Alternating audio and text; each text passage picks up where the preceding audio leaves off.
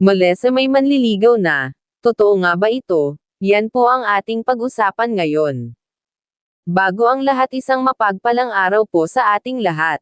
Huwag po natin kalimitan na suportahan ang ama ng Kalingap na si Val Santos Matubang at ang anak nito na si Kalingap Rab. Para mas marami pa silang matulungan na mga kababayan natin na mahihirap at nangangailangan ng tulong. At pakiusap po namin sa mga nanonood ng mga video ng Kalingap, please lang po huwag po natin skip ang ads. Kasi po ay malaking tulong na po yan sa ating mga Kalingap Angels at sa mga beneficiary po natin. Mga ka-viewers, pakiusap po patapusin nyo po muna ang reaction video na ito at nang malaman kung ano ba talaga ang nilalaman nito bago po kayo magkomento. Ngayon po pag-usapan na po natin ang tungkol sa kay Melissa na kung saan po ay meron na daw itong manliligaw. Yan po ang ating aalamin sa reaction video na ito. Ngayon pa lang po nagpapasalamat po kami ng marami sa patuloy po ninyong pagsuporta sa amin. Sa walang sawang pagsubaybay sa aming mga ina-upload dito sa Kalingap na ito. Muntik po madismaya si Kalingap sa kakatawa dahil po sa isang K-boys na si Arjen. Naisipan po kasi ni Kalingap Rab na sabihan si Arjen na patawanin ang Tres Marias kasi po malungkot na naman po sila. Lalo na po si Melissa kasi pagkadating pa lang po ni Kalingap ay nakatalikid na po sa kanila, nahiya naman po. Kaya masaya sila kasi isa-isa napatawa po ng isa natin K-boys. Nakakayuwa po pag ganyan sila palagi kung nakikita mo na nakasmile sila kahit papano, hindi kagaya dati. At kwento nga ni nanay kay Kalingap Rab na tinuturuan niya pala ang magkakapatid na ito na kapag may dumating na tao ay mag-blessed sila. Nakakatuwa naman po kasi sinusunod naman nila. Para mong ngumiti. Dito ka, oh. Dito ka. Dito ka sa harap. Saan to? Parang ngumiti.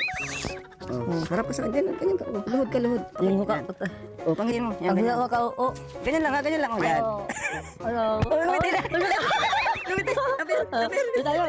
Isang ulit, diba? Isa yan. Oh, ito naman si Melissa. Melissa. Pangitin mo.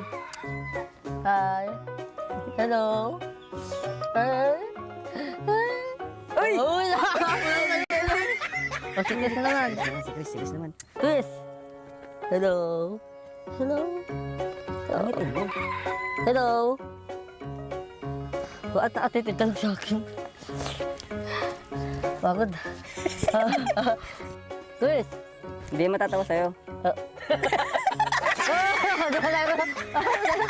Ito tayo. Sayo ko na. Nagtawa mo ka. Nabahuan sa'yo. Uy, nagtawas ako. Grabe ka, no? Pero nakangiti na sila, di ba? Dati, di mo sila napangiti. Tayo ngayon. Nakangiti na sila. Kumusta po sila? Bakit po, buti naman po ay natututo na po sila, ano? Paano niyo po, ano po sinasabi niyo sa kanila? Tinuturuan ko nga po sila na pag may nagpunta dito, dapat tama, ano? At sinusunod naman nila, ano? Opo.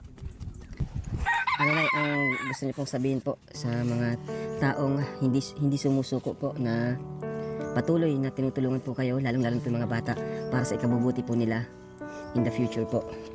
Nagpapasalamat po ako sa nagtulong po sa kanilang tatlo kasi natuto silang makiharap sa mga tao.